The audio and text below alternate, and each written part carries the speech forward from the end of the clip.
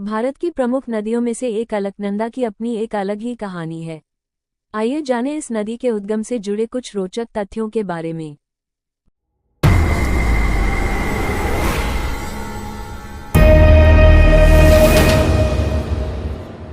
प्रमुख नदियों में से एक अलकनंदा की अपनी एक अलग ही कहानी है। आइए जानें इस नदी के उद्गम से जुड़े कुछ रोचक तथ्यों के बारे में। भारत में नदियों का इतिहास बेहद दिलचस्प और पुराना है। सदियों से नदियां अपनी पवित्रता बनाए हुए लोगों को अपने जल से सींचती चली आ रही हैं। जब भी पवित्रता की बात होती है, नदियों के जल को ही सर्वोपरि माना जाता है। जहां एक तरफ गंगा, यमुना जैसी नदियों की अपनी अलग कहानी है, वहीं गंगा से निकलने वाली कई जलधाराएं भी अपना अलग इतिहास बयां करती हैं और नदियों का रूप लेती हैं। ऐसी ही पवित्र नदियों में से एक है अलकनंदा। अलकनंदा नदी भारतीय राज्य उत्तराखंड में स्थित एक हिमालयी नदी है और गंगा की दो प्रमुख धाराओं में से एक है, जो उत्तरी भारत और हिंदू धर्म की पवित्र नदी मानी जाती है। अलकनंदा को इसकी अधिक लंबाई और निर्वहन के कारण गंगा की स्रोत धारा माना जाता है। आइए जानें अलकनंदा नदी के इतिहास और उद्गम की कहानी। अलकनंदा का उद्गम। अलकनंदा नदी का उद्गम उत्तराखंड में सतोपंत और भागीरथ ग्लेशियरों के संगम पर होता है और तिब्बत से 21 किलोमीटर दूर भारत के माना में ये सरस्वती नदी की सहायक नदी से मिलती है। माना से 3 किलोमीटर नीचे अलकनंदा बद्रीनाथ के हिंदू तीर्थ स्थल से होकर बहती है। यह आगे देवप्रयाग में भागीरथी नदी से मिल जाती है और गंगा नदी के रूप में आगे बढ़ती है। ये नदी मुख्य रूप से उत्तराखंड के गढ़वाल क्षेत्र में स्थित है और 195 किलोमीटर लंबी है। किस तरह से होती है अलकनंदा की यात्रा?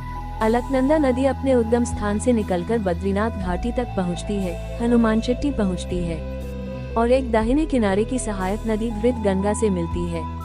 हनुमानचट्टी से यह नदी पांडुकेश्वर तक जाती है और चौड़ी घाटियों और खड़े इलाकों से होकर बहती है। विष्णुप्रयाग में अलकनंदा एक बाएं किनारे की सहायक नदी धौलीगंगा से मिलती है और पश्चिम में जोशीमठ शहर तक जाती है। जोशीमठ से अलकनंदा हेलग के पास मेन सेंट्रल थरस्ट को पार करती है। इसके बाद यह बिरही में एक बाएं किनारे की सहायक नदी बिरही गंगा से मिलती है। यह नंदप्रयाग शहर तक पहुंचती है और बाएं किनारे की सहायक नदी नंदाकिनी नदी के साथ मिलती है। जैसे ही अलकनंदा रुद्रप्रयाग से बहती है, ये गढ़वाल के पास एक विस्तृत घाटी में प्रवेश करती है। देवप्रयाग में अलकनंदा नदी भागीरथी नदी के साथ मिलती है और गंगा नदी के रूप में आगे बढ़ती है। अलकनंदा जलधारा का गंगा के प्रवाह में काफी बड़ा योगदान है। अलकनंदा का धार्मिक महत्व। अलकनंदा नदी का उद्गम उत्तराखंड के महत्वपूर्ण तीर्थों की यात्रा करने वाले तीर्थयात्रियों के लिए विशेष महत्व रखता है।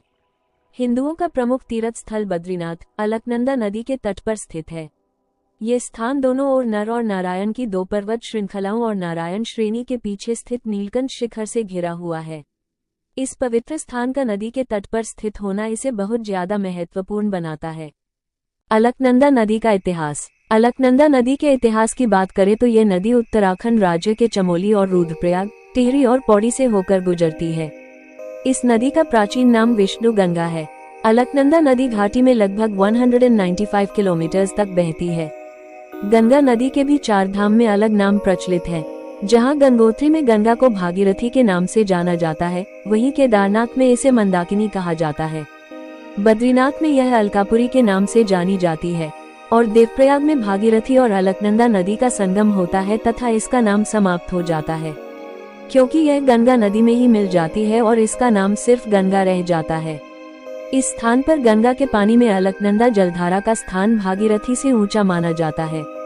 देवप्रयाग में होता है दो नदियों का अद्भुत संगम, अलकनंदा रिवर कॉन्फ्लुएंस।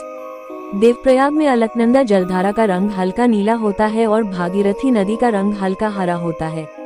इस स्थान पर दोनों जलधाराओं का अद्भुत संगम साफ नजर आता है और पर्यटकों को अपनी ओर आकर्षित करता है।